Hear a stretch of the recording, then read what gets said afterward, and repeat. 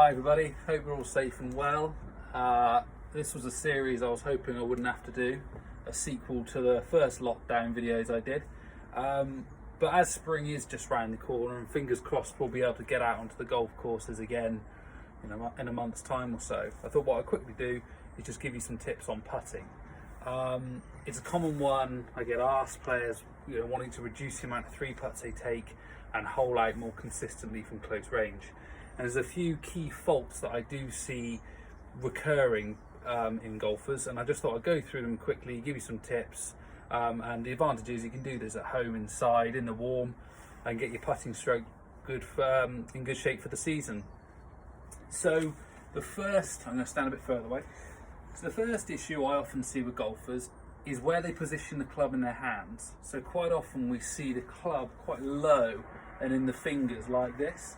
Now this works for the full swing, where we're looking to create a lot of wrist hinge for power and those kind of things. But the problem is when we get that club lower and more in the fingers, it means the wrists can become more active.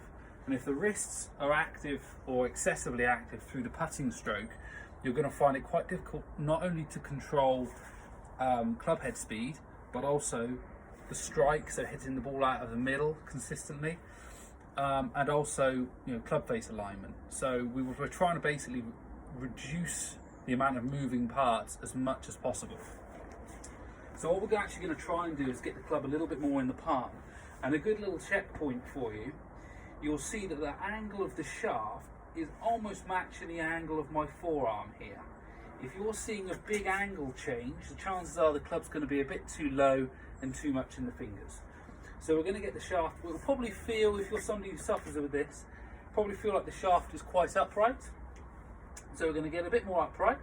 The idea then, we're going to feel like the club is positioned more in the palms of our hands. And from that position, what we're trying to really do is feel like the left shoulder actually goes down and then up. Again, another problem I see with golfers is there's a lot of wrist disc going on, and the problem is, again, if you move the club away using the wrists, the club face will rotate, it will get offline, and again, it's very difficult to control the speed and the strike.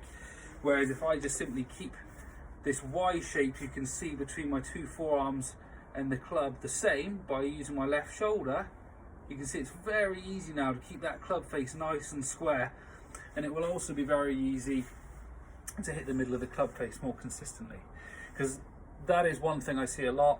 We always talk about hitting the middle of the club face with the longer clubs, particularly the driver. It is just as important to do it with the putter. That going past. So give that a try, guys. Get the club a little bit more up into the palms.